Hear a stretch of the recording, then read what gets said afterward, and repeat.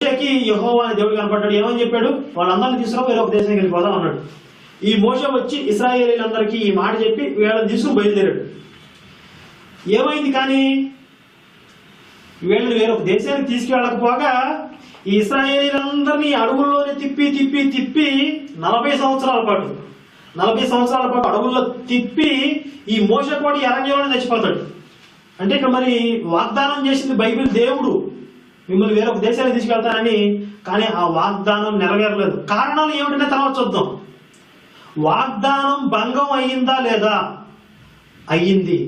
కారణాలు ఏమిటి? అది లాజికల్లా కాదనే విషయాలు మనం తర్వాత పరిశీలిద్దాం. ఆ తర్వాత ఏమైంది? మరి మోషే అరణ్యంలోకి తీసుకెళ్లి చచ్చిపోయాడు, వేరొక దేశానికి తీసుకెళ్తానని. మరి ఇశ్రాయేలీయులు దిక్కులేని వాళ్ళు అయిపోయారు కదా.